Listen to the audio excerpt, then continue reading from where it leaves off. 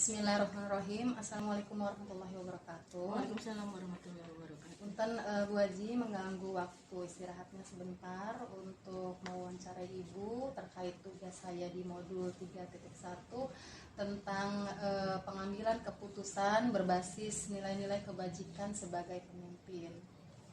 Baik, Bu Sri, dipersilakan. Iya Ibu, langsung ke pertanyaan pertama. Selama ini bagaimana Bu Haji dapat mengidentifikasi kasus-kasus yang merupakan dilema etika atau bujukan moral? Ya, baik, terima kasih Bu Sri, Ibu coba menjawab dalam hal mengidentifikasi kasus-kasus yang berkaitan dengan moral. Ya, mungkin kita bisa melihat dari kasus tersebut. Di situ kita bisa memilah apakah kasus tersebut termasuk bujukan moral ataukah termasuk kasus yang lain. Nah, dari setelah kita melihat kasus tersebut, baru kita bisa mengidentifikasi kasus itu termasuk bujukan moral ataukah bukan. Mungkin itu Bu Sri. Baik Ibu, pertanyaan selanjutnya. Selama ini bagaimana Bu Haji menjalankan pengambilan keputusan di sekolah, terutama untuk kasus-kasus di mana ada dua kepentingan yang sama-sama benar atau sama-sama mengandung nilai-nilai kebajikan?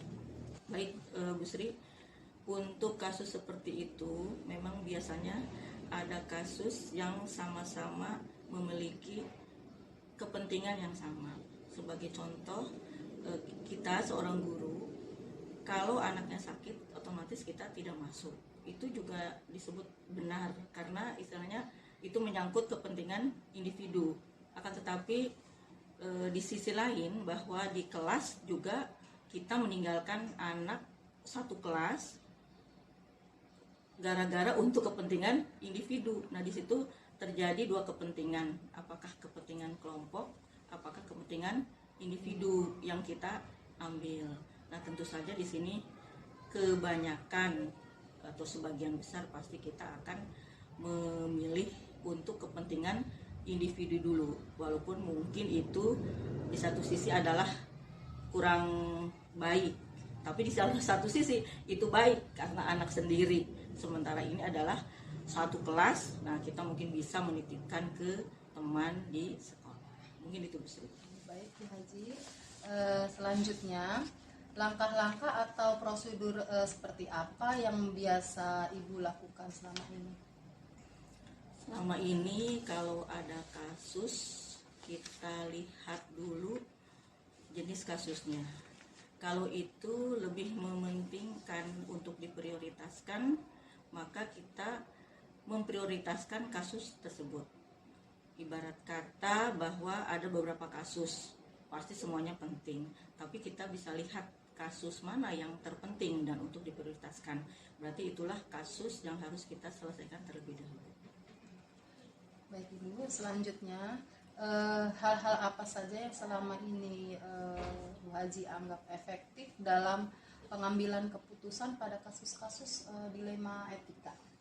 Ya, di sini yang paling efektif tentunya adalah yang sesuai dengan kebutuhan, ya. Dimana kasus itu sesuai dengan kebutuhan, artinya kita segera memprioritaskan yang sesuai dengan kebutuhan tersebut. Itu yang yang dianggap efektif sesuai kebutuhan pastinya. Ya itu. Baik, terima kasih Bu Haji. Selanjutnya hal-hal apa saja yang selama ini merupakan tantangan dalam pengambilan keputusan pada kasus-kasus dilema etika? Ya, tantangannya tentu saja hampir setiap kasus itu kan memerlukan penyelesaian, dan penyelesaian tersebut tentu saja membutuhkan pengorbanan, ya, dimana salah satu kita prioritaskan, tentu yang ini akan ditinggalkan. Itu pasti istilahnya ada kesan, ya, kesan keputusan itu adalah harus yang terbaik, memilih kasus yang utama dibanding dengan kasus yang lain, walaupun kasus-kasus itu pada intinya adalah segera membutuhkan penyelesaian. Baik, selanjutnya apakah Bu Haji memiliki sebuah tata kala atau jadwal tertentu dalam sebuah penyelesaian kasus dilema etika? Apakah Bu Haji langsung menyelesaikan di tempat atau memiliki sebuah jadwal untuk menyelesaikannya, atau bentuk atau prosedur seperti apa yang Ibu Haji jalankan? Baik Bu Sri, kalau dalam hal penyelesaian kasus biasanya yang Ibu lakukan adalah ketika ada kasus, disitulah kita harus bisa menyelesaikan. Ibu tidak pernah membuat jadwal kapan menyelesaikan kasus tersebut. Jadi intinya setiap ada kasus langsung diselesaikan dan istilahnya sampai tuntas, tidak ada yang harus ditunda atau mungkin ada jadwal. Ibu tidak ada, jadi langsung menyelesaikan kasus-kasus tersebut. Baik Ibu, terima kasih. Selanjutnya, apakah ada seseorang atau faktor-faktor apa yang selama ini mempermudah Bu Haji atau membantu Bu Haji dalam pengambilan keputusan dalam kasus-kasus dilema etika? Baik, kalau dalam pengambilan keputusan, kalau memang hal tersebut bisa dikoordinasikan dengan Bapak Ibu guru, kita mengajak Bapak Ibu guru untuk menyelesaikan hal tersebut. Akan tetapi kalau memang tidak ada, ya kita berusaha untuk sendiri, sekemampuan diri sendiri untuk menyelesaikan kasus tersebut. Selanjutnya, dari semua hal yang telah disampaikan, pembelajaran apa yang dapat Ibu petik dari pengalaman Bu Haji mengambil keputusan dilema etika? Baik, untuk pengambilan keputusan dilema ini, pembelajaran yang saya petik adalah kita bisa membedakan mana itu kepentingan yang lebih prioritas dibanding yang biasa-biasa saja. Kemudian juga kita bisa menangani beberapa kasus yang mungkin terjadi atau yang biasa terjadi di tempat kerja kita. Dan yang paling ini lagi adalah kita memang harus mengutamakan mengambil keputusan itu yang tepat ya. Kalau mungkin sering menangani kasus, insya Allah kita akan tepat mengambil keputusan karena istilahnya sudah terbiasa menangani kasus-kasus tersebut. Mungkin itu Bu Sri. Baik Bu Haji, sepertinya semua pertanyaan sudah saya lontarkan. Bu Haji, terima kasih atas informasinya dan waktu luangnya. Assalamualaikum warahmatullahi wabarakatuh. Bu Sri, sama-sama.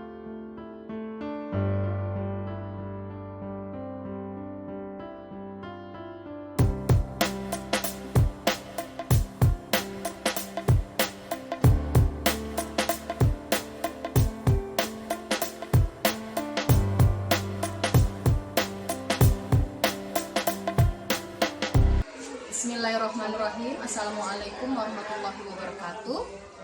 Saya Sri Haryani dari SDN Gulang, CGP Angkatan 9 Kota Cilegon. Pada kesempatan ini saya akan mewawancarai Bapak Kepala Sekolah SDN Lebak Gede. Mohon izin waktunya. Pertanyaan pertama ya Pak, langsung saja. Selama ini bagaimana Bapak dapat mengidentifikasi kasus-kasus yang merupakan dilema etika atau bujukan moral? Jadi menurut saya ya dua-duanya ini sangat-sangat penting Bu ya, begitu.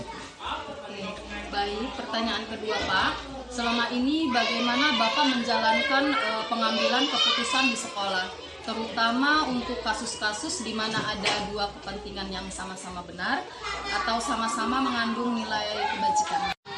Dari kasus ini ada dua kepentingan yang sama-sama benar, menyangkut kepentingan mulia, ada kepentingan individu dan ada juga kepentingan institusi atau tempat yang bekerja. Namun kita harus mampu memilih dan menentukan keputusan kita yang baik dan benar dan dapat dipertanggungjawabkan.